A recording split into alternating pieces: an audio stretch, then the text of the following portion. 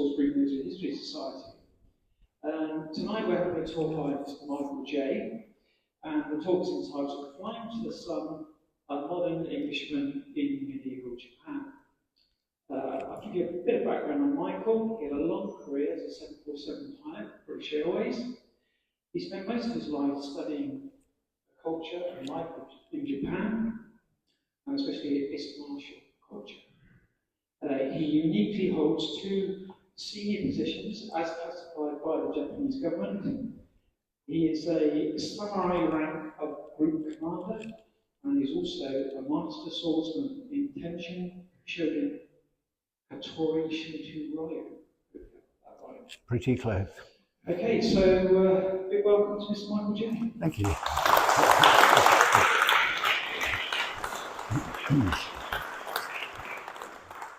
Thank you very much, Ian, and thank you to everybody for inviting me here tonight. It's very nice to address an interested audience. When I started my interest in Japan started when I was about 11 years old, and what I'm going to do tonight is explain some of the classical martial arts and the differences between them. I assume you're all ex-military, because they were truly military arts. Excuse me. I'll explain that and then show you some of the things that we actually practice. Now, my original interest started, I went to the library one day when I was 11, used to go every Saturday, and I found a book on judo by one of the first Englishmen that went to Japan to learn judo. And it was instantly fascinating. So I started practicing on my own and practicing on the enemy rugby team when I got the chance, which was a good start. And then I started doing judo in London at one of the good judo clubs in London. Excuse me, when I was very dry today. When I was 17.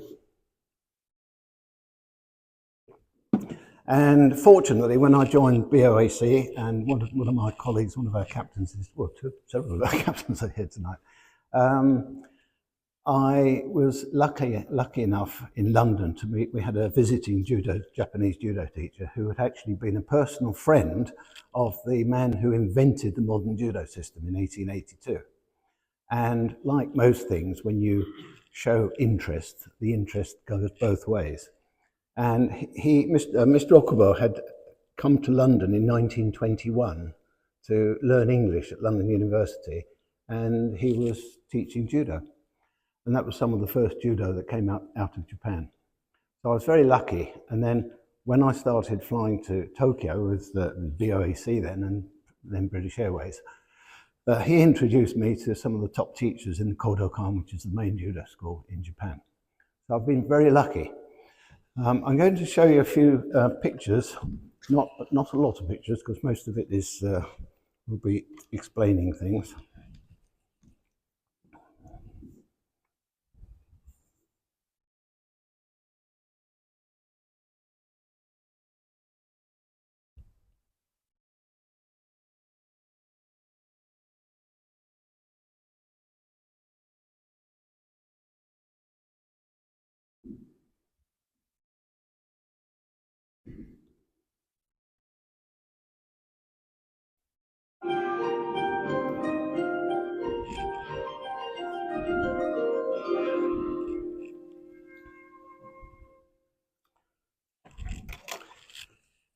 As I say, I was very lucky when I got to Japan. My friend Mr. Okubo was waiting, and he took me to the Kodokan, which is the main judo school in Japan. And that gave me a very good introduction to what I'd already been reading about and trying to learn in London for some years.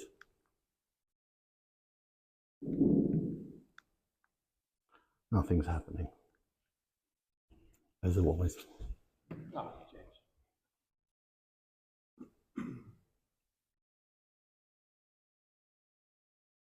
I'm sorry, this is why I prefer Japan.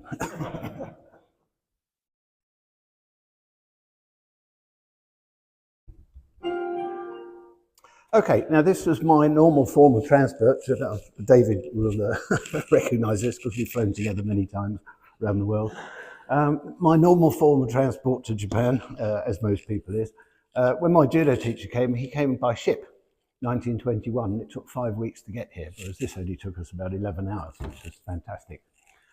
One of the interesting things that people often ask me is, how can you go from flying a 747 to sitting on a horse in the countryside in Japan wearing armor?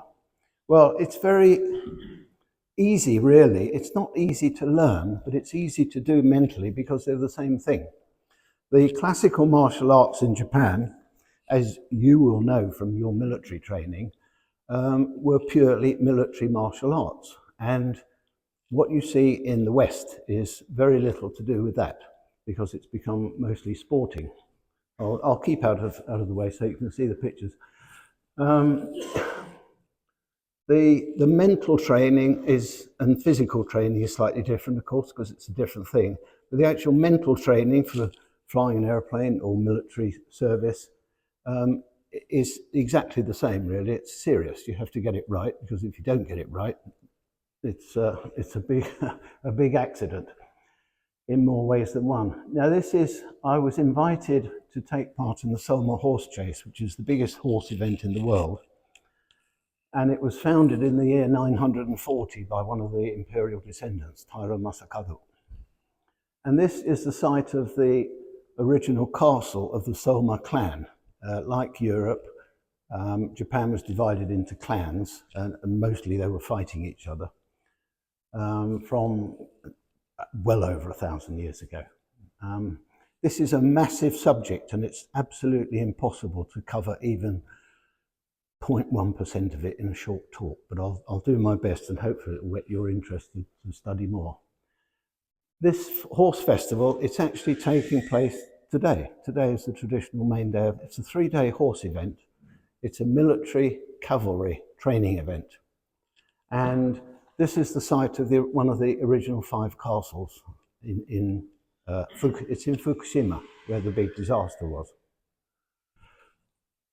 This is my friend's horse, and the 5 shrines around the area, we gather every year, and there's a religious ceremony, Shinto ceremony, because the founder of the Solma horse chase was helped in battle by a horse. And he was very grateful, of course. And every year he would send the mounted samurai out to practice their horsemanship skills, rounding up the wild horses. It's a very famous area for horses in Japan. And I've taken part in this 17 times over the years. Excuse me.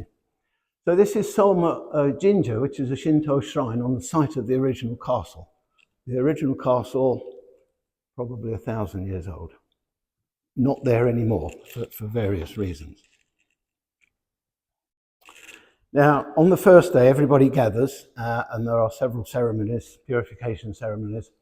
And the next day, which is the 24th of July, although they have recently changed it because the weather's changing, it's baking hot. It's incredibly hot. The coolest it's ever been has been 35 degrees with 90% humidity. And today in Tokyo, it's 40 degrees. This is typical armor that the samurai, the proper word for samurai is bushi, which literally means military gentleman. That's not to say that they were all gentlemen, but that's what the word means. So the samurai would wear generally this type of armor. Obviously changes through the ages, but this is generally what it looks like. And this is obviously me.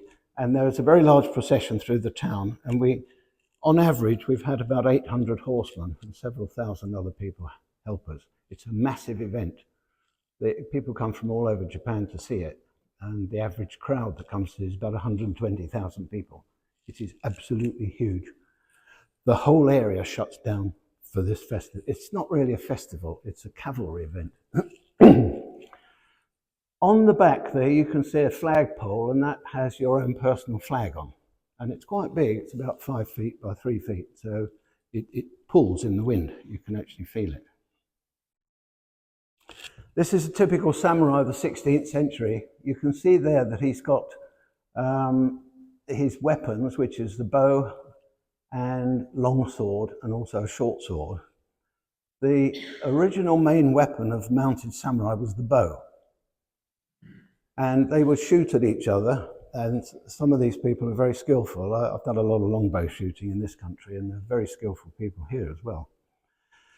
And they would probably shoot at about 20 yards, 25 yards, because after that the arrow's slowing down. And when they ran out of arrows, then they would close and use the sword.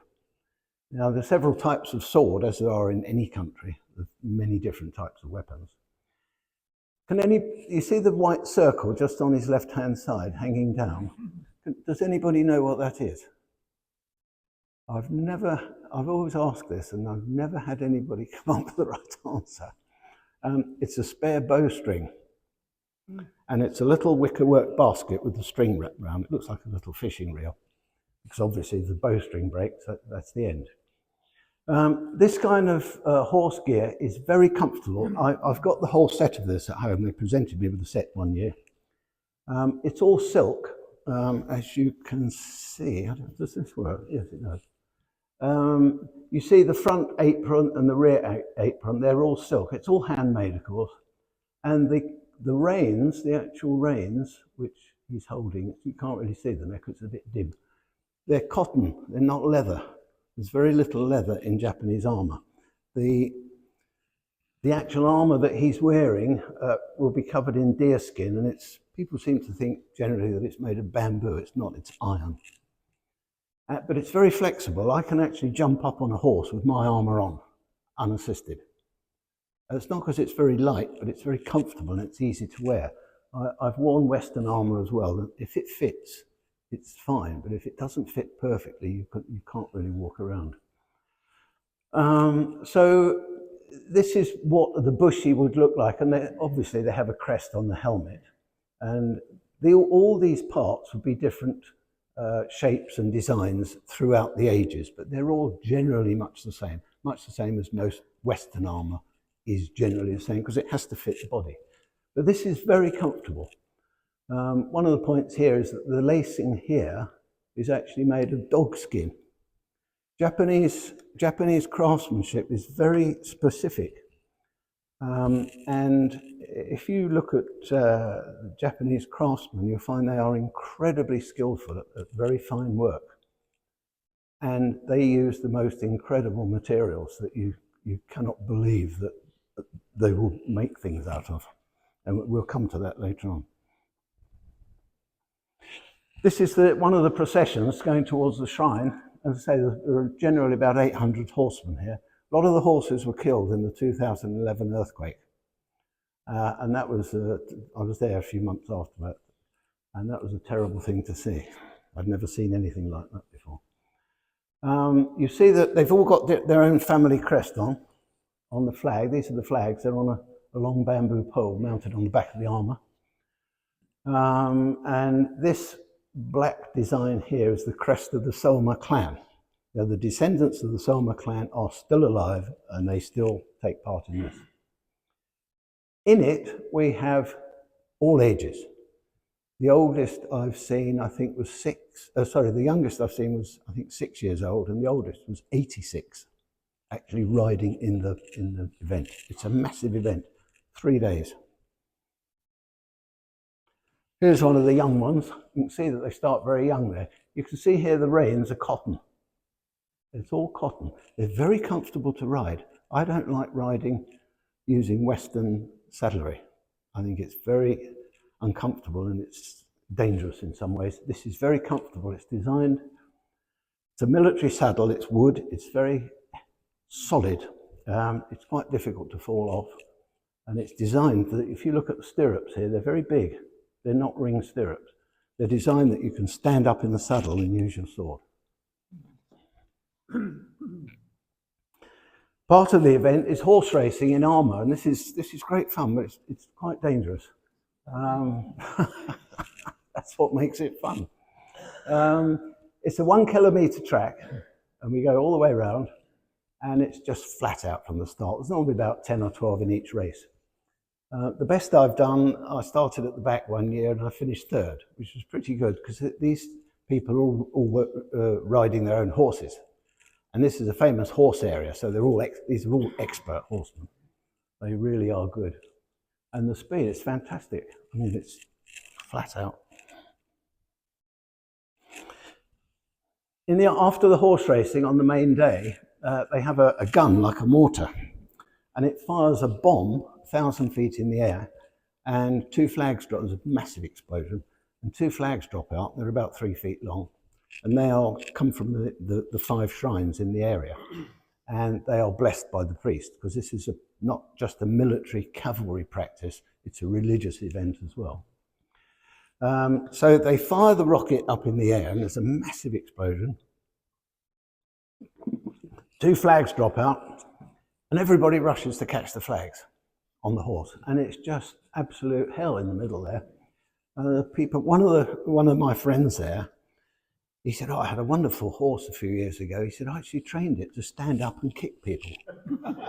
Now that's what they used to do here in Europe. The cavalry horses, medieval cavalry horses, were designed they would kick people. They were trained to do that. But it's incredible fun. All of these people in the middle here are fighting to catch the flag. I don't know whether, no, you can't see the flag, it's too small. But they're brightly coloured, about that long, have a weight, and they flutter down. You have to catch them with your hand or your riding stick.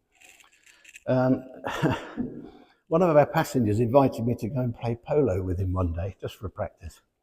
And I took my Japanese riding stick with me, which is quite big and it's thick. It's got the flag on, because I didn't know what I'd never played polo before. And he said, "Oh my God," he said, "you're not going to use that to hit the horse, are you?" I said, "No, this is not for hitting the horse, this is for hitting people." Because that's what happens in the middle of this. They're really fighting. People come out, I've come out with blood. Yes, it's wonderful. Now, the people that catch the flag, they have to ride up to the top where all the samurai generals and commanders are sitting, because as you go up in rank, my rank, you start at the bottom. It's a military ranking system, and you gradually go up, and you get up more and more up, and they go up to the top and they get a prize. There's no money involved. It's a very small prize. It's just a token prize. Now, this is what the samurai would wear normally if they were not mounted or in armour. And you can see it's a hakama, which is like this, but much heavier. And a kimono with the family crest on the shoulders. And jimbori, which is this coat. I normally wear this for my talks, but having come from London today, it's very difficult to carry everything. So, but there's a reason I've got this on as well. And the white tubby, which look like socks. They're not socks, but it's very comfortable. And on the corner there is the actual flag with my name on for the Soma horse trade. Now, that's classified by the Japanese government as a cultural treasure of Japan, and they had to get special permission from the government for me to take part, which is very kind of them. They'd never had a foreigner take part before. Now, the other thing that's my main interest, having done lots of what I would call, what you might call normal martial arts, judo was my main love. I still love judo, proper judo, not what you see on the television sports. I was naturally interested in learning the really traditional martial arts of Japan. And they do exist, and they're not easy to find. You have to really look for them. Some of them are quite famous, but it's still very difficult to join. A lot of the classical martial arts that have come out of Japan and come to the West have been completely corrupted into sports. And they're not sports. There are 2 forms. One is generally ends in the word jutsu, and one ends in do. So this is why you have jujutsu and judo. Now, jujutsu and the kenjutsu, sword arts, they have really just one purpose, and that's to kill the opponent. Now, you can't really do that in a sporting competition. So over the last probably 130, 40 years or so, some of them have been diluted from the original martial forms into activities that can be done safely. And that was the big change that Kano Jigoro, the founder of judo, made modern judo. Because before that, they would just smash each other into the ground. the jiu-jitsu schools, because every castle in Japan had its own sword teacher, martial teacher.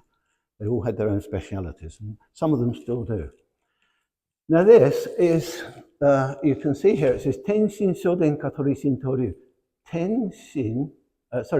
Katori Shinto-ryu. Katori is the name of the shrine where it was started. Shinto is the Shinto religion, the natural religion of Japan.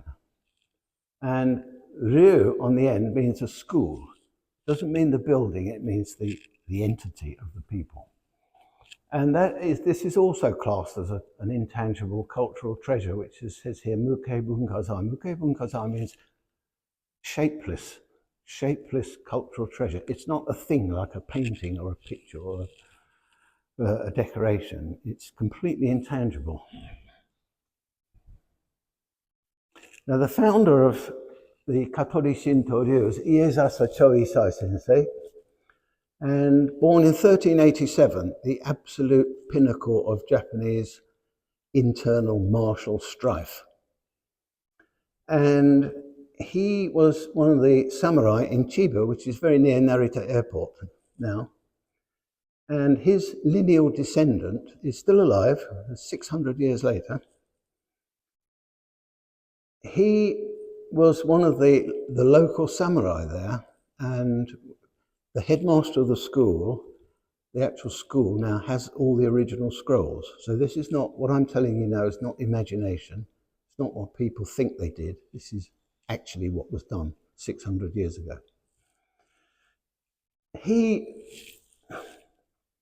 became disillusioned with what was going on in the castle area, and he went to Katori Shrine for 1,000 days. And this is well documented, this is not imagination.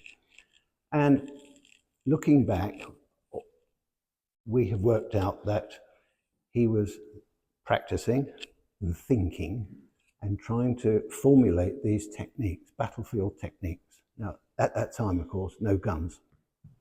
There are no guns in the Katori Shinto-ryu. I mean, I did a lot of shooting, but there are no guns in this.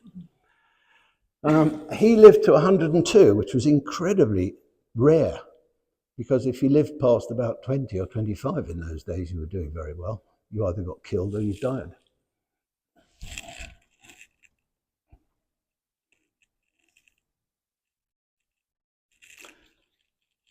He had a vision one day, and he saw this god called Futsunushi no Kami appear in the forest at Katori. Katori Shrine is spectacular. It's in a massive forest. And it's a bit like when you go into a church, but even stronger. If you go into Westminster Abbey or Salisbury Cathedral, there's an atmosphere there, a very sort of holy atmosphere. Katori Shrine is much the same. And there are lots of places like that in Japan. Choisai Sensei apparently had a vision of Futsunushi no Kami, and he formulated all the weapons techniques that he had practiced in battle, and he attributed it to a vision from Futsunushi no Kami. It's too complicated to explain briefly. This is a very complicated subject. But like many people that have thought of something, they attribute it to some divine power. So the full name of the school is Tenshin Shoden Katori Shinto-ryu. Tenshin Sho means the correct teaching from God, because this combat, face to face, very close, sword to sword, it's very frightening, of course. Any combat is frightening. I've never been in the military, but I've spent 17 years as special constable, and I've been nervous a few times flying. With bad weather and that sort of thing. So I can't speak from battlefield experience, but we'll come on to this in a moment. So the Katori Shinto-ryu is thought to be the correct teaching from divine inspiration. One of the Buddhist gods, because it encompasses not only Buddhism, but not only Shinto, but Buddhism as well, which obviously came from India and Persia and across to Japan. One of the Shinto gods, the Buddhist gods, is called Marishiten. Marishiten is one of the deities of secret Buddhism, and very difficult to explain. I have to be honest, I don't know everything about this. It's a very complicated subject, like any theological subject. But I was lucky because when I was flying there, very often we'd normally get a day off in Narita, and the dojo, their training school, was very near, only 15 minutes from where we stayed in our hotel near the airport, by pure luck. So the next morning after we arrived, I would immediately go to the dojo. Very often it would be during the week when there was nobody else there except me and the headmaster. The headmaster, Mr. Otake, he would teach me, and then we'd sit and have some tea and chat and talk.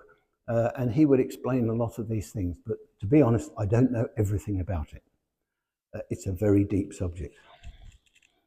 This is the bonji. This is on the bottom left is the Japanese, the Indian script and Japanese script, and it says Marishi Ten. On the right is the Sanskrit character for Marishi Ten, which is the Indian traditional writing for that. Because Buddhism came from India, there is a lot of Buddhist entities, I suppose you'd call them, within the martial curriculum. Now, the actual teachings of the school, as regarding actual physical combat, it's a very wide-ranging subject. Now, when you go to a judo dojo here, they only do judo. Some people might do some kendo with the bamboo swords, or some people do aikido. And it's all very good training, but it's not the same as this. And one of the problems here is that there is a Western mindset that everything has to be turned into a competition. Well, a sporting competition, as I'm sure you know, is slightly different to an actual battle where you might get killed. And the training in this school is for that purpose, but it's not designed to be misused. Now, one day I was talking to Otake Sensei, the headmaster. He just died 2 years ago.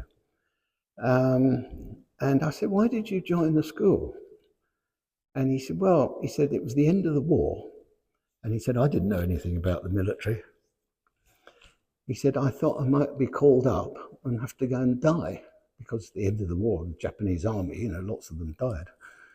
And he said, I had no idea how I'd behave when I got in that situation. So I joined up the army. And I said, did you go? He said, fortunately, the war ended just as I was about to go to my training. So he said, I was really lucky. He's a really nice man.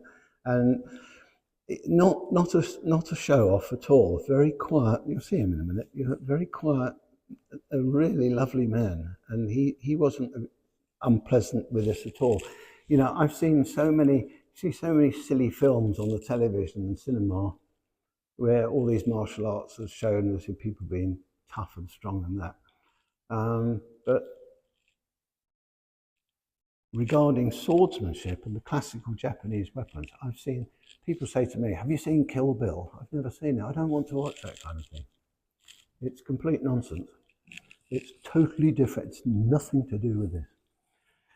But the actual arts include Iaijutsu, which is a fast draw of the sword, a bit like fast draw gunfighting, but with the sword. Kenjutsu, which is actual sword combat. And the sword combat is divided into two. Omote no tachi, which is it literally means the outside sword, but it is the first set of techniques that you learn. There are no beginner's techniques. It's all straight into the real thing. And Gogyo no tachi. Now, the word Gogyo in Japanese has a very complicated meaning, but it means the 5 elements. And this is just a name. Each of the techniques has its own name, and they're very specialized, secretive names. And I'll explain that in a moment as well. Ryoto means 2 sword techniques, because they would fight with 2 swords, one in each hand as well. Katori Shinto-ryu specializes in the use of the long sword held in both hands. But because they could come up against anybody carrying any weapon, they had to train in all of those weapons as well, so that they knew what the opponent was likely to do. Kodachi is a short sword. Bojutsu, bow is a 6-foot staff. It's a stick. and it's very heavy. It's not exactly 6 feet. It's very heavy, and obviously a strike with a 6-foot staff is going to kill you. Naginata looks a bit like a halberd. It's a long shaft, it's a 7-foot shaft with a long curved blade on the end, and it has a striking metal cap on the back. Both ends are used, either for cutting or striking. It's a very heavy weapon, it's a battlefield weapon. So means a spear. A Japanese spear is about 3 meters long. It's never thrown, it's always used for thrusting or striking, and both ends as well. And the reason that the bojutsu, the 6-foot stick, was included was that if you're holding a naginata or a spear and it broke or the end was cut off or damaged, you could still use the shaft as a weapon. So you've got an instant backup. Yawara is the forerunner of what people know here as jujutsu, i.e. unarmed techniques. And the jujutsu techniques of the Katori Shinto Ryu are extremely violent. When you see people doing sort of judo arm locks and that kind of technique, they're very good techniques, and I've used them a number of times doing police work. You know, if you arrest somebody, you've got to grab hold of them. And it works. I've never had to hit anybody, never. But the Yawara techniques are extremely violent. They're not designed to control somebody, to take them back to the police station. They're designed to just break their arms and legs and smash them on the ground. It's as simple as that. They're really nasty. Shuriken are metal spikes about 6 inches long that were thrown at the opponent, generally at the face to distract him. And then you would draw the sword and close. I'm sure everybody here has heard of a ninja. Well, the proper word for that is a shinobi. The Katori Shinto Ryu has never studied ninjutsu from the point of view of using it. It's always been studied from the point of view of preventing an attack by ninja. And they're very interesting techniques, things that you would not imagine happen. One of the techniques, one of the ways to detect an intruder in a Japanese house is the arrangements of the mats on the floor, because the way people walk on the mats, they would break in at night, obviously. It would make a certain noise on the mats. So the mats in a samurai house were arranged in a specific formation to detect the footsteps of intruders. And if you look at a samurai house nowadays, particularly somebody like Mr. Otake, that's exactly how the mats are. There are many things like that, many, very many. So this is the general physical, actual fighting techniques of the Katori Shinto Ryu. But in addition to that, there is the mystical side of it, because life and death combat, as I said earlier, it's a very serious matter. You only have to make the slightest. One touch with a sword like this is death. So they were very serious about the way they trained. And I'll explain that in a moment as well. So the mystical art, heiho. Heiho means military methods, military ways, which obviously, if you've been in the military, you've done the modern types. But of course, we're talking now about 600 years ago. But these techniques are still alive, they are still practiced, and they are not what we think they used to do. These are exactly what they used to do, because it's been handed down as an oral and written tradition from teacher to pupil for 600 years. And that is unique. There is nothing else in Japan that's had that lineage. So the Heiho and Shingon Mikkyo. Shingon is a traditional form of Buddhism, and the Mikkyo means the secret teachings. And these are mystical teachings, incantations, secret signs. And one of the reasons, but not all, is that obviously somebody going into battle, they were very worried. Not all of them, but most people would naturally be worried, nervous and afraid going into battle. It's a human instinct. So the parts of the Shingon Mikkyo include special hand signs and written signs to boost confidence and increase their morale to go into battle. Because in a Japanese medieval battle, you only had a 1 in 3 chance of survival. Either you killed him, or he killed you, or you killed each other. So you hadn't even got an even chance. So the chances were that you would be, you would need all the help you would get. And this is why they had these secret incantations. And some of them are very strange. To us, they're strange. Parts of the teaching include ken and kan. I've put them all in English because obviously it'd be difficult to read in Japanese. Ken is what you actually see when you're in any situation, what you physically look at and see, whereas kan is an intuition that you get from lots of experience. I suppose you could say almost a bit like flying by the seat of your pants. You can feel things without actually thinking. And they both work together. They both go together. Kuji no in as the nine signs. This is quite common in Buddhism. In fact, I've seen it in many places in Japan. Kuji no in are 9 specific signs, and they can be actually written on your hand with a prayer, which is I suppose you would call it an Indian prayer. It's a Buddhist prayer. Juji are 10 more signs. And these are actual physical signs, written signs, for specific purposes to counteract dangerous situations. Inyo Gogyo. Inyo is what people would call yin and yang in this country, because obviously it's a common word. Inyo and Gogyo. Inyo Gogyo means Inyo, plus and minus, or male and female, black and white, whatever you want to call it, and Gogyo, the 5 elements. They're the basic 5 elements, obviously the earth, air, fire, water, metal. They all interact in good ways and bad ways. So the combination of Inyo and Gogyo, they work together. They're not separate things. All of these things fit together. Chikujo Jutsu is the design of castles. Now, obviously, castles are a very specific military thing. They're designed to intimidate. And if you look at Japanese castles in detail, you'll find lots of secret signs carved into the stones.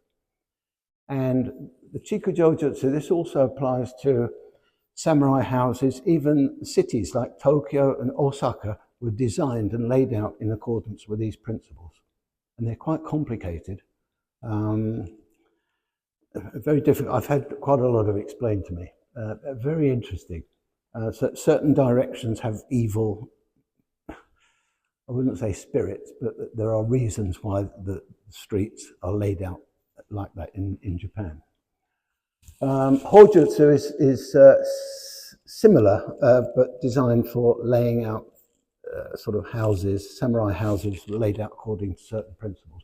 All very practical. This is not imaginary stuff. This is very, very practical. And Gumbai Heiho, Gumbai looks like a wooden fan. And it's often written up in books and history books and museums that it's for directing troops and waving. It's nothing to do with that at all. Absolutely nothing. It's designed as a kind of celestial calculator. And they're very difficult to make. They're made from a special kind of leather and eel flesh. As I say, Japanese crafts and arts, particularly these mystical arts, are very strange and alien to Westerners. And they would calculate, it's a kind of celestial calculator, a bit like a celestial compass, but it's a wooden fan. It's quite big, it's like this. This is a dojo. This is the main training hall for the Katori Shinto Ryu. There is another one, but this is where most of our training takes place. This is quite near Narita Airport.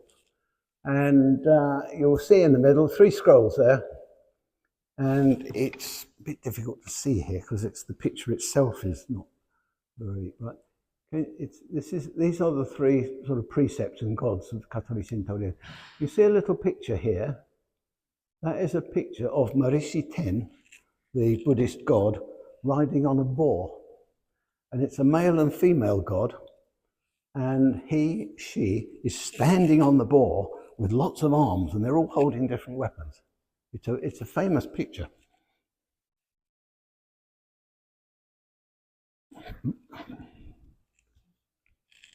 On the side of on the wall on the side are all the names of the members of the dojo, and where the arrow is my name.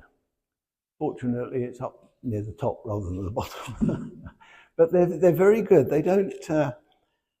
The whole purpose of this dojo is to transmit these teachings, both the physical teaching and the philosophical teaching. And the main teaching of the Katori Shinto-ryu is that it is wrong to kill. If you can avoid it, it should be avoided. This is not, although the techniques are designed for killing the opponent, the enemy, that's not what it's for, and it's not what it was ever for.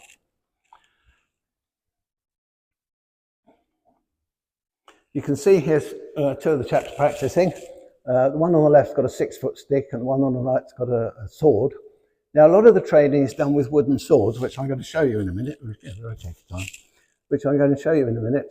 And the reason for that is not because they're safe, because some of the Los Angeles mounted police carry these on their saddles as a stick for riot control. It is a lethal weapon in itself, a wooden sword. It's a serious weapon. But the reason, I'll show you, rather than explain it, I'll show you why we use a wooden sword. Some of the training is done with a real sword, and it's a complete mixture. This is my friend, a member of the dojo, as you can see. He started his daughter very early. This is in the town dojo at Funabashi near Tokyo. In the back is a sumo ring, and we've practiced many times in here. His daughter was only about 6 there. We have a lot of ladies in the dojo. They're very good. They are really good.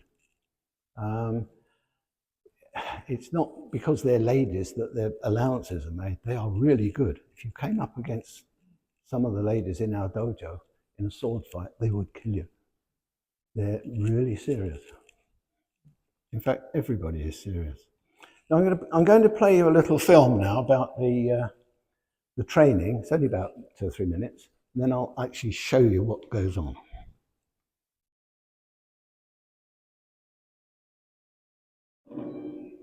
From the busy streets of downtown Tokyo to the peaceful Chiba countryside is a train ride home for most commuters. But for some passengers, the destination is quite remote. As civil wars raged in Japan and sword skills were tested daily, a martial arts school was founded that continues today, 600 years later. A sword school so unique that it's designated as a cultural asset. Students visit from many different countries, and when they arrive, they must wait their turn.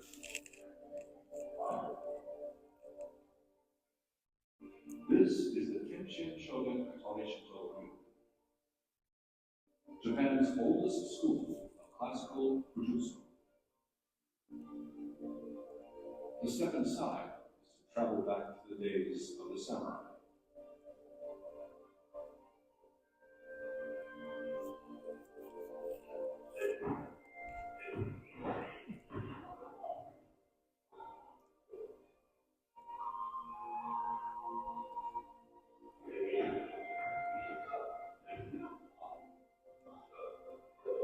Each set of movements, or kata, are designed to perfect cutting stroke and accuracy. There are no unnecessary gestures. The techniques are for real-life combat and have one purpose only: to kill. The squatting posture, for example, reduces the swordsman's visibility, especially on a movement road, giving him the advantage of surprise. Otake Risuke is the world's most renowned master of the Japanese sword, and the school's instructor.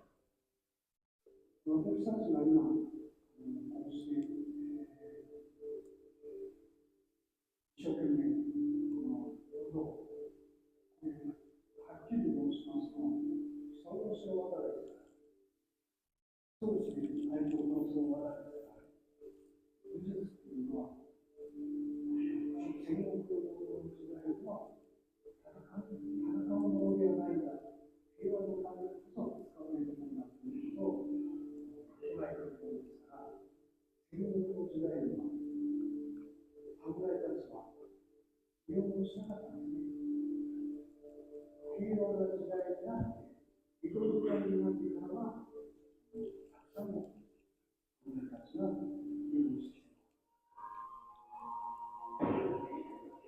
います。Several famous samurai enrolled at the school, and in the history of Katori Shinto Ryu, only one was killed in combat.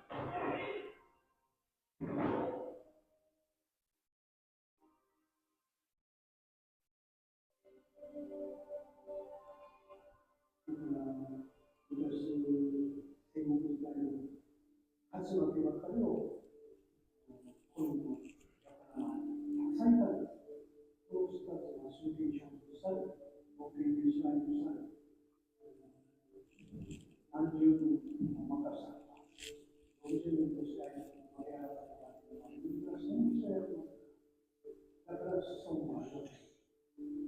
彼の言い方は、エロスは100年単位までした。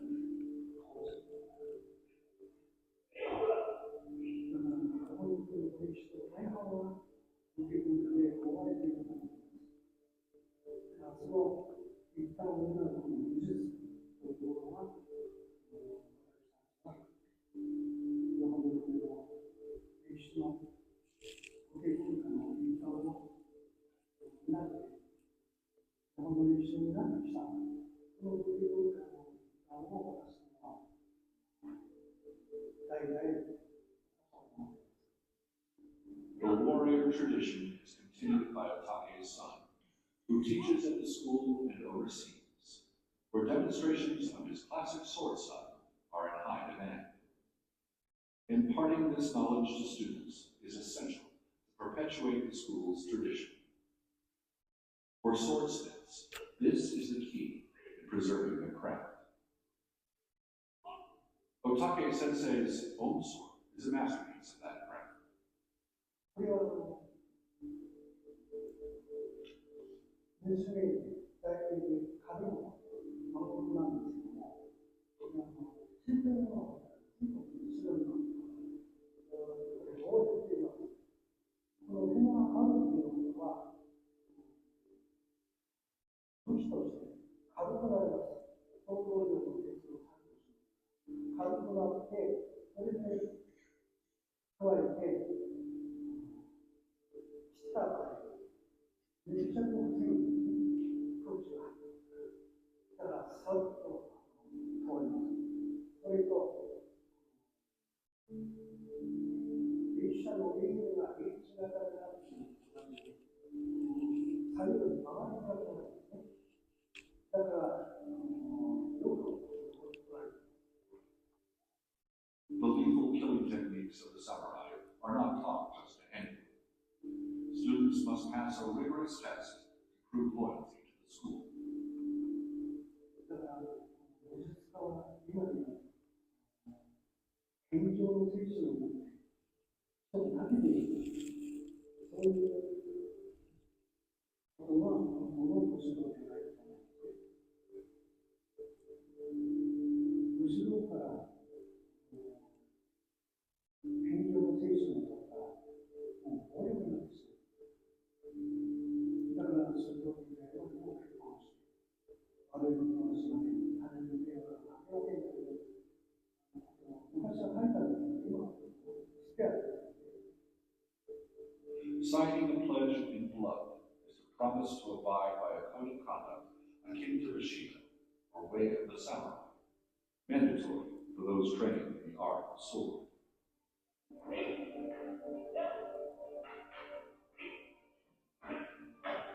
When facing an opponent, a wooden sword or bucket is used. Trading steel for wood was widely adopted by the samurai to keep their sword skills sharp. By the late 17th century, as military conflict died out, the use of the Vulcan in swordplay was the closest that most samurai came to actual combat.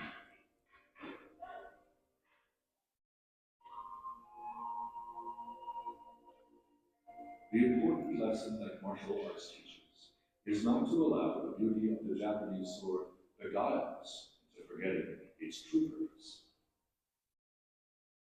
日本のこそ我々が今武術を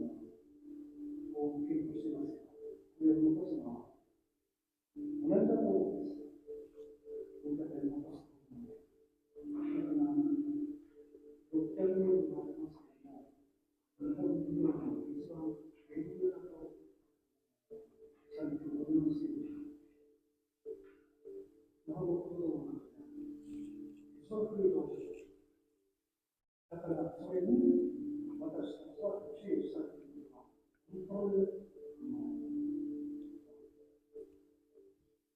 運が良かった。そう思っています。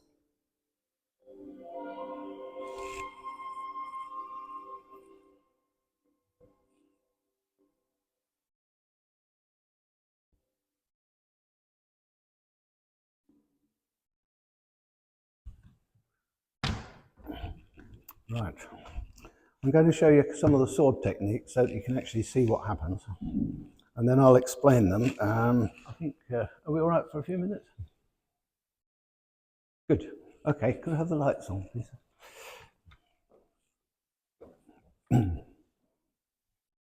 I won't explain what I'm doing now, but you'll be able to see actually what happens, some of the training.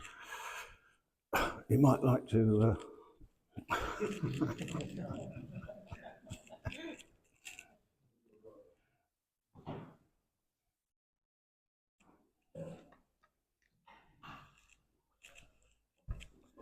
The reason for the kneeling posture is because kneeling posture is usually used at night. Very often in case of an intruder into the house, because the Japanese house, even now, but at that time, even now in the countryside, there was no light at all except the moonlight. And it's easier, because of the paper walls, it's easier to see somebody against the starlight in the dark. And somebody coming into a room cannot see what's on the floor. So it's a form of concealment, and also it would be quite a surprise. Some of the techniques are really shocking to the opponent.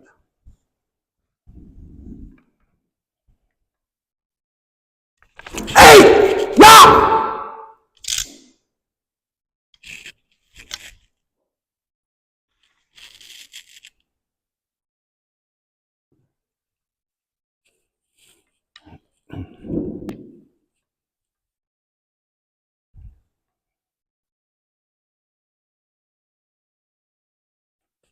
Hey! Yeah! Oh!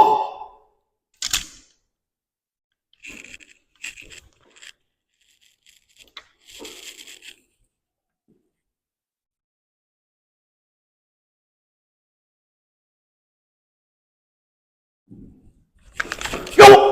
Ho!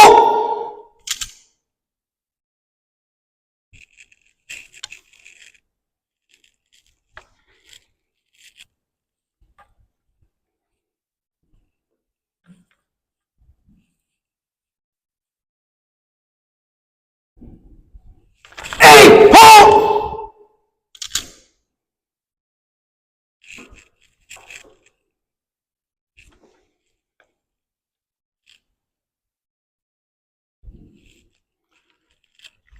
As you can imagine, somebody rising out of the dark floor with a cut across the face with some of these techniques would be quite a shock. I'm just going to explain a little bit how the actual training works, for which I need a volunteer. Who's volunteering? Good, thank you. Okay.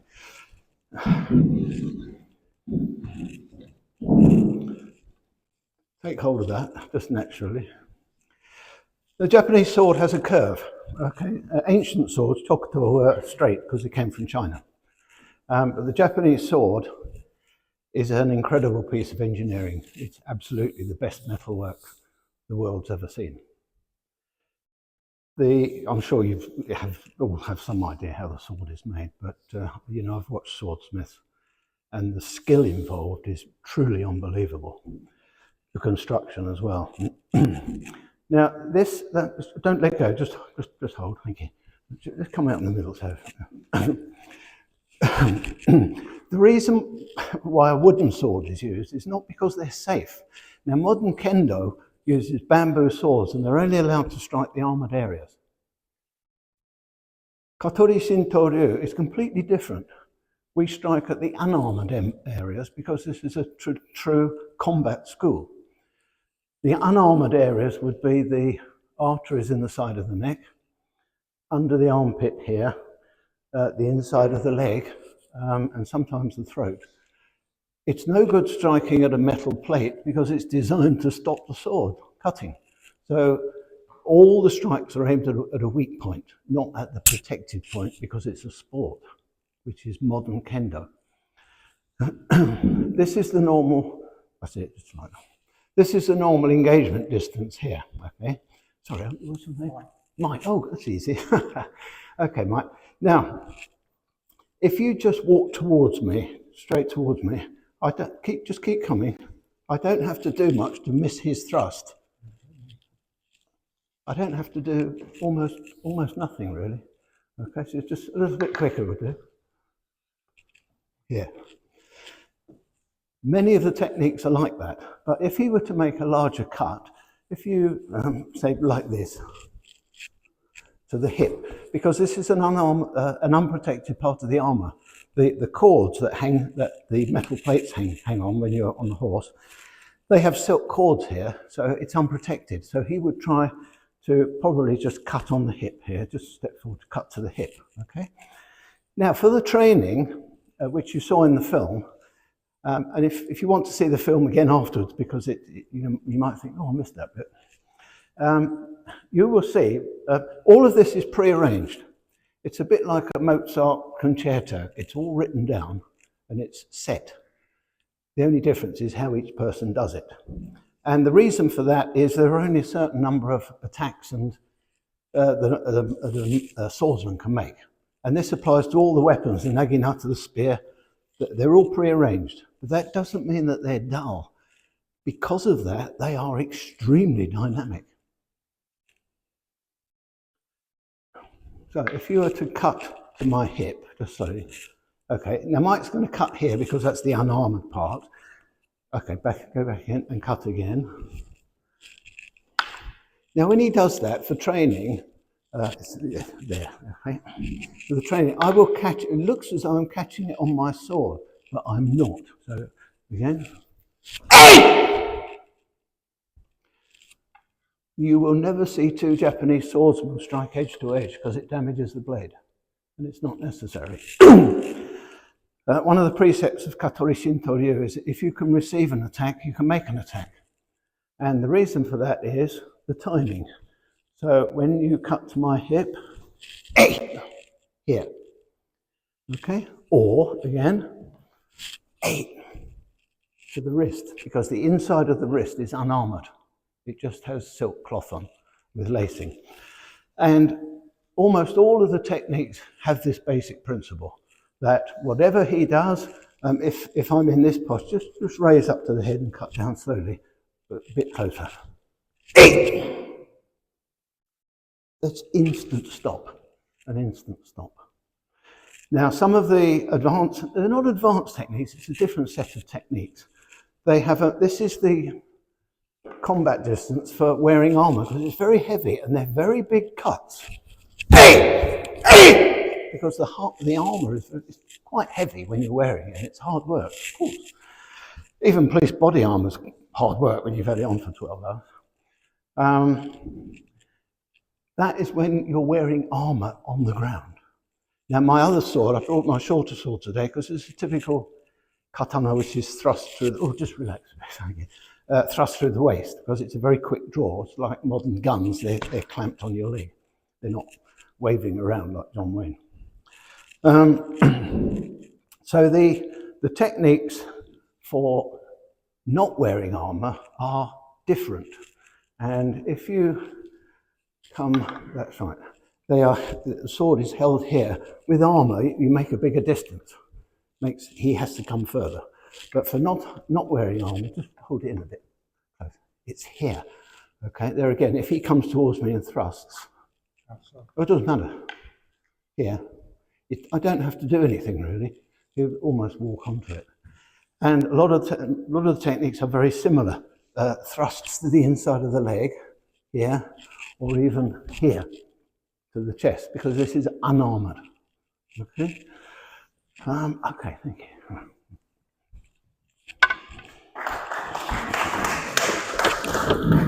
Thank you.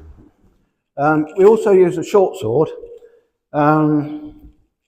This is used slightly differently because when you're holding the main sword, you would be at this kind of distance from the opponent there. But of course, the short sword, if you hold it, you're a bit short. But by changing the body posture, you get the same distance.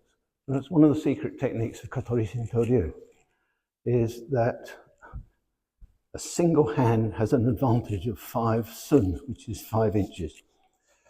Now, quite apart from the, I'll walk around and show you this. In fact, I'll walk around and show you the sword.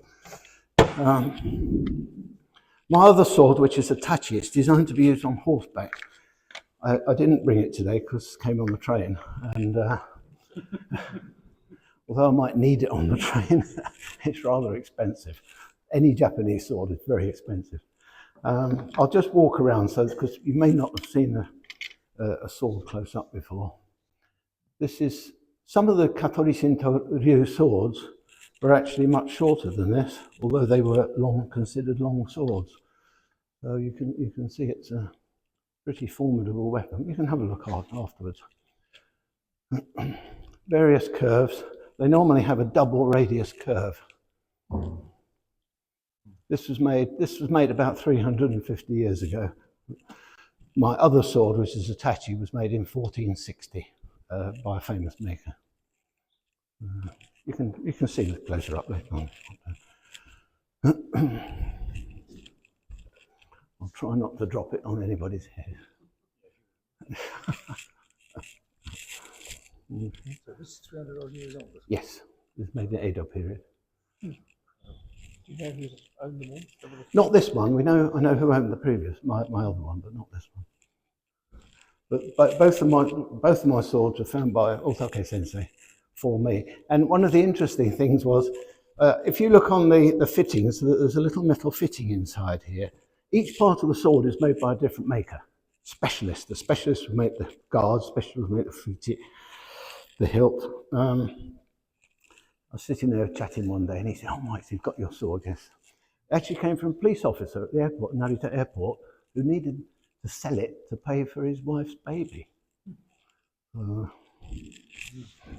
So you can see it's that sword, like the one I have, doesn't have the groove cut in it. No, some have a groove cut in, and that's purely for lightness.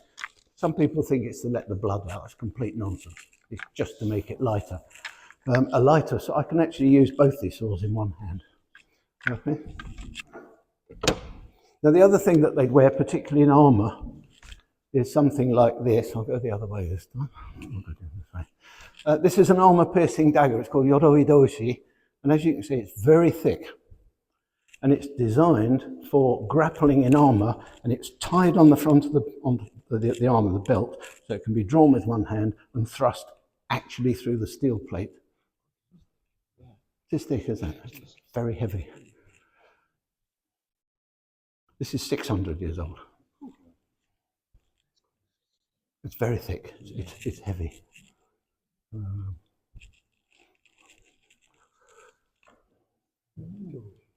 And if you look at it, if you want to have a look afterwards, you'll see that it's has one side is flat and the other side is ground, and there are reasons for that.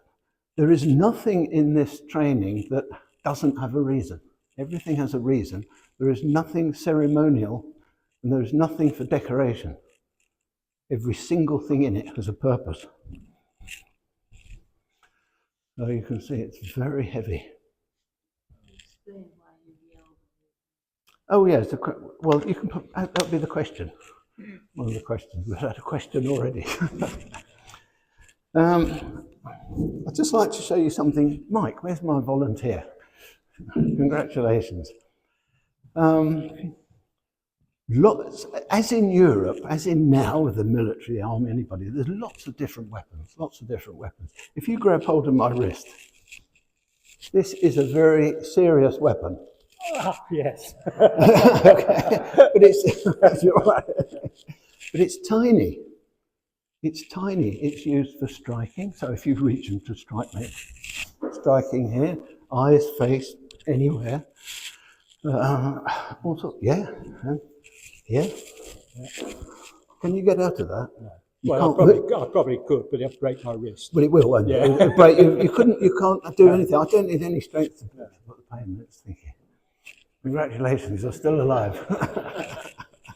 So even a tiny thing like this can be a lethal weapon. I'm just going to show you a couple of interesting pictures and then we'll stop for a break. Have the lights off, please, Ian.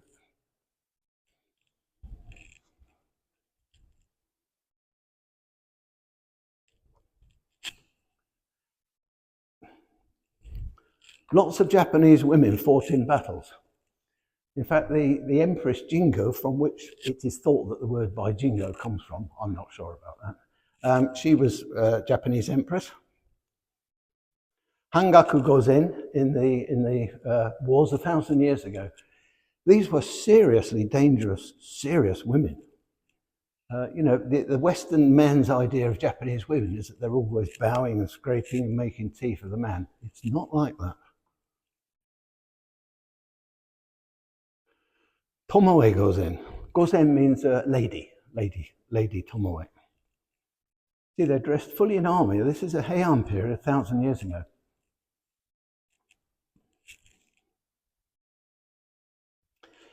The Boshin Senso civil war in Japan in 1870, 78, 76? 1868, there we are. Civil war in Japan when the shogun was becoming weaker and the emperor, there were two factions in Japan, as in any civil war. But these ladies, I mean, some of my relations come from Aizu, where these people were actually fighting. Aizu samurai descendants. This is a very famous woman in Japan, Nakano Takeko. She was very famous for using a naginata. Now, naginata is a very heavy battlefield weapon.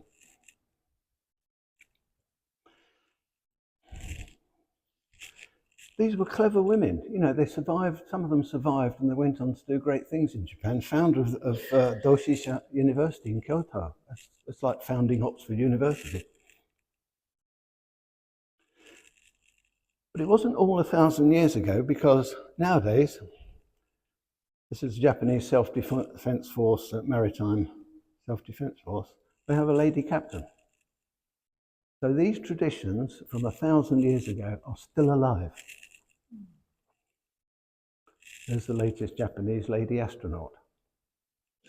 So it's not dead, it's still alive, and this is still extant in Japan. And to me, it's totally fascinating. So that's the end of my talks. I think we're going to have a little break now, and then we'll come back for a few minutes, and you can ask any question you want to. Thank you.